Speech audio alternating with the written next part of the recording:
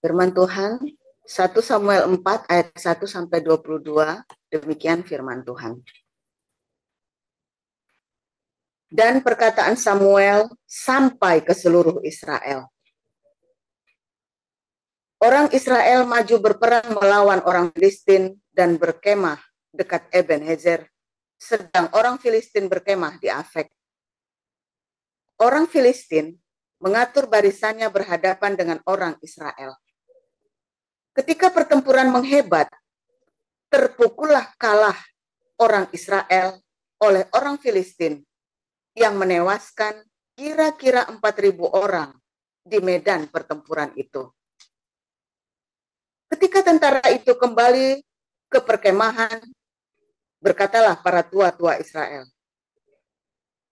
"Mengapa Tuhan membuat kita terpukul kalah oleh orang Filistin pada hari ini?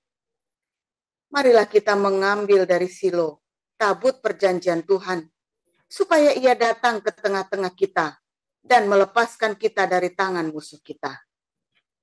Kemudian bangsa itu menyuruh orang ke Silo, lalu mereka mengangkat dari sana tabut perjanjian Tuhan semesta alam yang bersemayam di atas arub. Kedua anak Eli, Hofni dan Pinehas, ada di sana dekat tabut perjanjian Allah itu. Segera sesudah tabut perjanjian Tuhan sampai ke perkemahan, bersoraklah seluruh orang Israel dengan nyaring, sehingga bumi bergetar. Dan orang Filistin yang mendengar bunyi sorak itu berkata, "Apakah bunyi sorak yang nyaring di perkemahan orang Ibrani itu?" Ketika diketahui mereka bahwa tabut Tuhan telah sampai ke perkemahan itu, ketakutanlah orang Filistin. Sebab kata mereka, Allah mereka telah datang ke perkemahan itu. Dan mereka berkata, "Celakalah kita, sebab seperti itu belum pernah terjadi dahulu. Celakalah kita, siapakah yang menolong kita dari tangan Allah yang maha dahsyat ini? Inilah juga Allah yang telah menghajar orang Mesir dengan berbagai-bagai tulah di padang gurun. Kuatkanlah hatimu dan berlakulah seperti laki-laki, hai orang Filistin, supaya kamu jangan menjadi budak orang Ibrani itu, seperti mereka dahulu menjadi budakmu. Berlakulah seperti laki-laki dan berperanglah." Lalu berperanglah orang Filistin, sehingga orang Israel terpukul kalah. Mereka melarikan diri masing-masing ke kemahnya. Amatlah besar kekalahan itu dari pihak Israel, gugur 30.000 orang pasukan berjalan kaki. Lagi pula tabut Allah dirampas dan kedua anak Eli, Hofni dan Pinehas tewas. Sekarang dari suku Benyamin seorang dari suku Benyamin lari dari barisan pertempuran, dan pada hari itu juga ia sampai ke Silo dengan pakaian terkoyak-koyak dan dengan tanah di kepalanya. Ketika ia sampai, Eli sedang duduk di kursi di tepi jalan menunggu-nunggu, sebab hatinya berdebar-debar karena tabut Allah itu. Ketika orang itu masuk ke kota dan menceritakan kabar itu, berteriaklah seluruh kota itu. Ketika Eli mendengar bunyi teriakan itu, bertanyalah ia, "Keributan apakah itu?" Lalu bersegeralah orang itu mendapatkan Eli dan memberitahukannya kepadanya. Eli sudah 98 tahun umurnya, dan matanya sudah bular, sehingga ia tidak dapat melihat lagi. Kata orang itu kepada Eli, "Aku datang dari medan pertempuran, Baru saat ini aku melarikan diri dari medan pertempuran, kata Eli. Bagaimana keadaannya, anakku? Jawab pembawa kabar itu. Orang Israel melarikan diri dari hadapan orang Filistin. Kekalahan yang besar telah diderita oleh rakyat. Lagi pula, kedua anakmu, Hofni dan Pinehas, telah tewas. Dan tabut Allah sudah dirampas. Ketika disebutnya tabut Allah itu, jatuhlah Eli telentang dari kursi di sebelah pintu gerbang. Batang lehernya patah. Dan ia mati. Sebab telah tua dan gemuk orangnya. 40 tahun lamanya ia memerintah sebagai hakim atas orang Israel. Adapun menantunya perempuan, istri Pinehas, sudah hamil tua ketika didengarnya kabar itu, bahwa tabut Allah telah dirampas dan mertuanya laki-laki serta suaminya telah mati. Duduklah ia berlutut, lalu bersalin, sebab ia kedatangan sakit beranak. Ketika ia hampir mati, berkatalah perempuan-perempuan yang berdiri di dekatnya, janganlah takut, sebab engkau telah melahirkan seorang anak laki-laki. Tetapi ia tidak menjawab dan tidak memperhatikannya. Ia menamai anak itu Ikabod. Katanya, telah lenyap kemuliaan dari Israel, karena tabut Allah sudah dirampas, dan karena mertuanya dan suaminya. Katanya, telah lenyap kemuliaan dari Israel, sebab tabut Allah telah dirampas. Demikian. Ya, saya lanjutkan di Roma 3 ayat 1 sampai 31. Jika demikian, apakah kelebihan orang Yahudi dan apakah gunanya sunat? Banyak sekali. Dan di dalam segala hal, pertama-tama, sebab kepada mereka lah dipercayakanlah firman Allah. Jadi, bagaimana jika di antara mereka ada yang tidak setia? Dapatkah ketidaksetiaan itu membatalkan kesetiaan Allah? Sekali-kali tidak. Sebaiknya Allah adalah benar. Dan semua manusia pembohong seperti ada tertulis. Supaya engkau ternyata benar dalam segala firman-Mu dan menang jika engkau dihakimi. Tapi jika ketidakbenaran kita menunjukkan kebenaran Allah, apakah yang akan kita katakan? Tidak adilkah Allah? Aku berkata sebagai manusia, jika ia menampakkan murkanya, sekali-kali tidak. Andai kata demikian, bagaimanakah Allah dapat menghakimi dunia? Tetapi jika kebenaran Allah oleh dustaku semakin melimpah bagi kemuliaannya, mengapa aku masih dihakimi lagi sebagai orang berdosa? Bukankah tidak benar fitnahan orang yang mengatakan bahwa kita berkata, marilah kita berbuat yang jahat, supaya yang timbul daripadanya, orang semacam itu sudah selayaknya mendapatkan hukuman. Jadi bagaimana? Apakah kita mempunyai kelebihan daripada orang lain? Sama sekali tidak. Sebab di atas telah kita tuduh baik orang Yahudi maupun orang Yunani, bahwa mereka semua ada di bawah kuasa dosa. Seperti ada tertulis, tidak ada yang benar seorang pun tidak. Tidak ada seorang pun yang berakal budi, tidak ada seorang pun yang mencari Allah. Semua orang telah menyeleweng, mereka semua tidak berguna. Tidak ada yang berbuat baik seorang pun tidak. Kerongkongan mereka seperti kubur yang ternganga, lidah mereka merayu-rayu, bibir mereka mengandung bisa, mulut mereka penuh dengan sumpah serapah, kaki mereka cepat untuk menumpahkan darah. Keruntuhan dan kebinasaan mereka tinggalkan di jalan mereka, dan jalan damai tidak mereka kenal. Rasa takut kepada Allah tidak ada kepada orang itu. Tapi kita tahu bahwa segala sesuatu yang tercantum dalam kitab Taurat ditunjukkan kepada mereka yang hidup di bawah hukum Taurat, supaya tersumbat setiap mulut dan seluruh dunia jatuh di bawah hukum Allah. Sebab tidak seorang pun yang dapat dibenarkan di hadapan Allah oleh karena melakukan hukum Taurat, karena justru hukum Taurat orang mengenal dosa.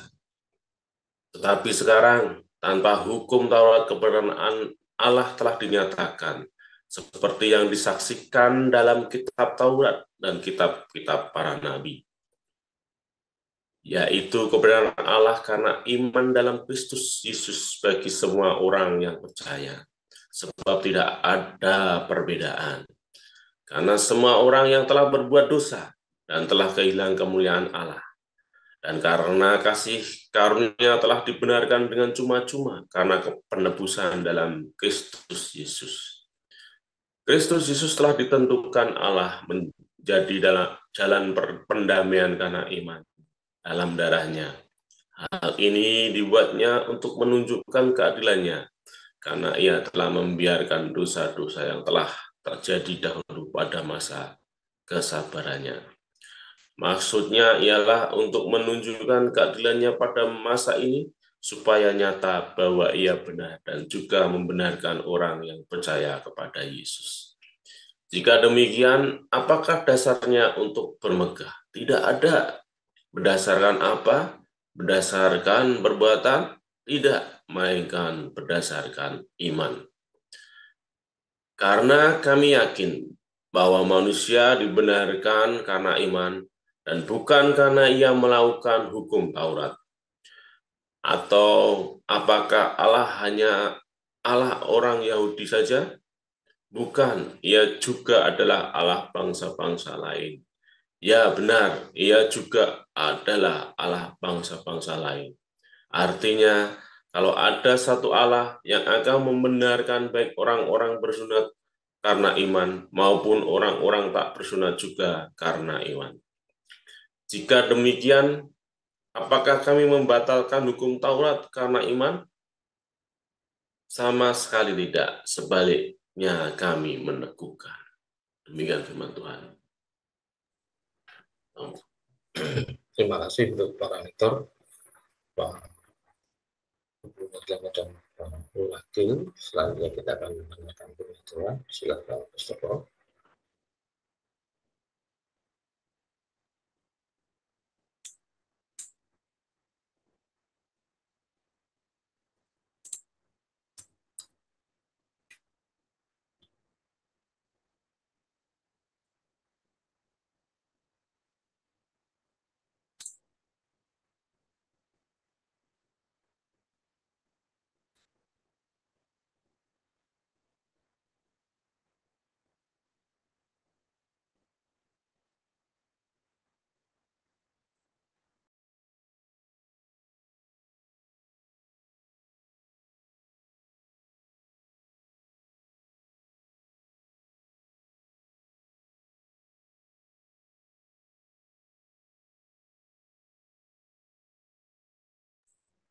Mr. Paul.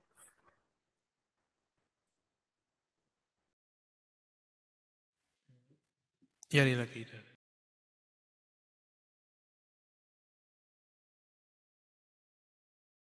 Haleluya. Oke, bentar.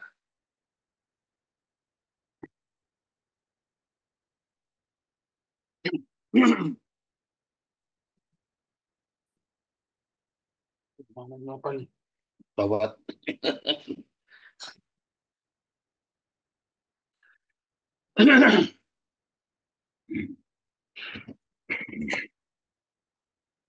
Haleluya, luar biasa. Eh, oh, oke, firman Tuhan selalu baru ketika kita menanti-nantikan Tuhan dengan penuh cinta, dengan penuh pengharapan. Dan jangan berhenti pengharapan itu ya. Tadi malam saya cerita dua hal ya. Bekal Anda menghadapi kedatangan Tuhan Yesus. Ya, yaitu daily bread. Ketika Anda berbagi daily bread, rotimu setiap hari, ya. Kedua, ketika Anda mengampuni seperti ketika kita mengampuni sehingga kita diampuni seperti halnya kita mengampuni sesama kita, ya. Dua hal ini harus dijaga, Saudara. Mengapa? Ya, karena dua hal inilah yang diambil dari iblis. Yaitu apa, Saudara? Makananmu sehari-hari, dan yang kedua adalah pengampunan. Itu adalah kasih secara jasmani dan secara rohani. Ya, dan itu diambil. Kita semua telah kehilangan ini, Saudara. Itulah kemuliaan Allah, ya. Itulah kemuliaan Allah, Saudara, di dalam hidup kita manusia. Apa yang menjadikan kita berbeda dengan binatang? Ya. Apa yang membuat kita berbeda dengan makhluk yang lain? Karena kita mempunyai apa, Saudara? Karena kita mempunyai akal budi untuk bisa mengasihi dan bisa mengampuni, ya, Saudara. Ya, kita punya akal budi untuk bisa mengasihi dan mengampuni, untuk menyatakan kasih dan membagi kasih itu kepada dunia ini. Ya, kita menyatakan cinta itu, Saudara. Karena hukum itu diberikan bukan kepada binatang, tapi kepada manusia. Torah itu yang di dalam tabut perjanjian, ya, yang merupakan sebuah perjanjian antara manusia dengan Tuhan. Yang memiliki perjanjian itu bukan binatang, Saudara, tapi manusia, ya, adalah hukum cinta. Maka yang mempunyai perjanjian cinta dan wajib untuk menyebarkannya ke seluruh dunia, membagikannya kepada segala makhluk dalam manusia. Dan kita kehilangan kemuliaan Allah, ikabot. Yaitu apa, Saudara? Kita kehilangan berbagi dengan sesama, berbagi makanan kita dengan sesama, dan kedua, kita lupa mengampuni. Ya, simpel sekali, Saudara, kemuliaan Tuhan itu. Di dalam hidup kita, ketika sekaya apapun, kemarin hari Sabtu saya mengajar di Koinonia, ya, bagaimana kita, ya, dan saya sudah ngajar juga ya minggu lalu ya, beberapa minggu yang lalu ya, tentang kerajaan Allah ya, bahwa Taman Eden itu sekarang, ya, Yesus berkata kepada penjahat di sebelahnya, ya, yang disalib bersama dengan Yesus, penjahat Roma ya, dia adalah jihadis Yahudi, orang Zelot. Yesus berkata, pada hari ini juga kamu bersama dengan aku di Taman Firdaus. Hari ini, Saudara. Dalam Yohanes 3 ayat 18, hari ini juga, ya, kalau kamu tidak menerima Yesus Kristus, maka kamu di bawah penghukuman. Hari ini, Saudara. Mengapa kamu di bawah penghukuman? Karena ketika kamu tidak mau berbagi dan ketika kamu tidak mau mengampuni, kamu itu sudah dihukum. Beban hidupmu, ya, keserakahanmu itu adalah hukuman bagimu, ya. Keserakahan hidupmu dan segala otak yang isinya mau untukku dan untukku, ketamakanmu, beda ya, tamak dengan serakah ya. Dan segala pencarianmu akan dunia, maka itu yang akan menjadi hukuman bagimu, Saudara. Iya kan? Kamu jadi khawatir kan? Kamu jadi nggak bisa berbagi. Kamu takut kurang. Ya, takut kurang. Ya. Kemarahanmu, kebencianmu, ya, itulah hukuman bagimu. Berbagai penyakit karena kamu tidak makan kebanyakan. Berbagai penyakit juga disebabkan karena kamu tidak mau mengampuni, saudara. Ya kan? Sehingga itulah nerakamu. Itulah Hades. Kamu sudah di Hades. Kalau di Hades kan neraka sementara. Kamu masih bisa pindah kalau kamu masih ada di dalam tubuhmu ini. Kamu masih bisa memutuskan segera pindah. Kalau kamu tidak segera pindah menerima Yesus Kristus sebagai Tuhan dan Juru Selamatmu, ya Sang Cinta itu menjadi panutan dan menjadi penjaga hidupmu, maka kamu tetap akan di Hades. Kamu sudah di bawah penghukuman. Tetapi ketika kamu memutuskan, iya Tuhan Yesus, aku mau percaya.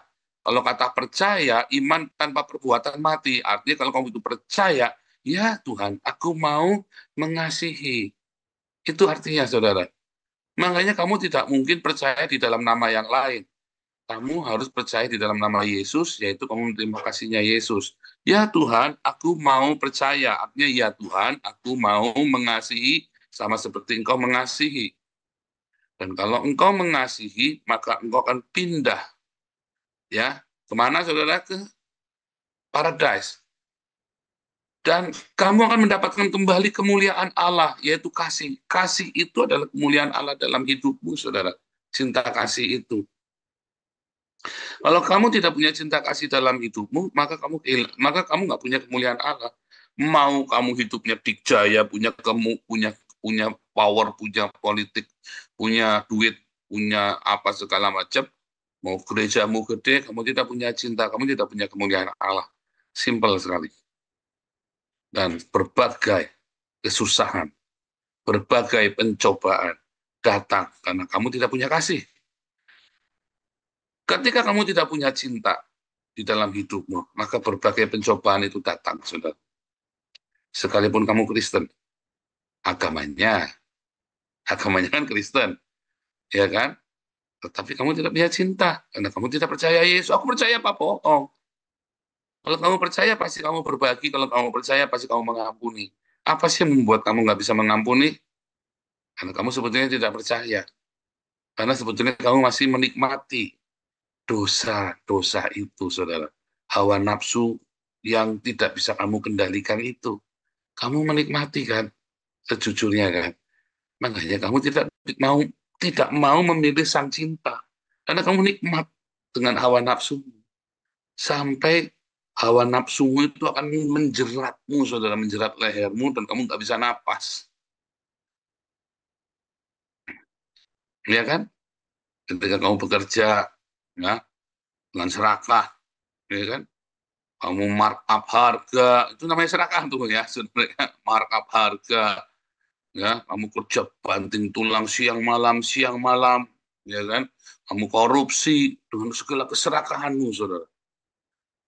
Akhirnya kamu di penjara, akhirnya kamu mengalami masalah-masalah hukum. Kamu melanggar hukum. Oh, enggak apa-apa, yang penting saya tidak merugikan orang lain, tapi ada hukum yang kamu langgar. Ya, kamu ada aturan yang tidak kamu ikutin. Ya, kalau ikut aturan nggak bisa, ya cukupkanlah dirimu dengan apa yang ada. Karena dari sorga lah berkat itu. Jangan kamu langgar aturan-aturannya itu, saudara. Aturan-aturan dibuat supaya kita bisa fair, supaya semua happy. Tapi ketika kamu tidak ikutin aturannya itu, maka kamu akan kena laknat. Tapi susah, Pak. Kalau begini, Pak. Berkat Tuhan lah yang menjadikan kita kaya, saudara. Susah Pak ya tidak menambahinya. Iya kan? Saya berapa kali ya, saudara ya. Saya sering cerita ya, bagaimana saya dulu hidup takut akan Tuhan. Ya, dalam ketidakbisaan saya, Tuhan selalu mampukan saya.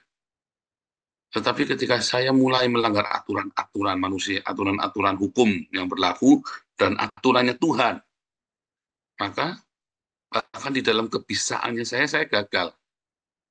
Dalam kebisaannya saya gagal. Dan kemudian saya mulai marah. Saya menyalahkan orang lain. Oh, gara-gara orang ini, gara-gara orang itu, gara-gara ini. Sampai saya sadar itu gara-gara saya sendiri. Kalau Anda saat ini masih dikasih kesempatan buat nafas, nggak mati, artinya kamu dikasih kesempatan buat introspeksi, dan kamu segera bertobat. Sebelum jerat itu datang padamu dan kamu nggak bisa bertobat. Ketika saya dikasih penglihatan tentang hidup saya itu ya, saya bersyukur saya ngelihatnya sekarang. Saudara. Sehingga saya tidak bisa berkelit, ya kan? Saya menyadari bahwa itu semua gara-gara saya. Saya sial gara-gara saya sendiri, bukan gara-gara orang lain. Orang lain itu hanya sarana untuk bikin saya sial.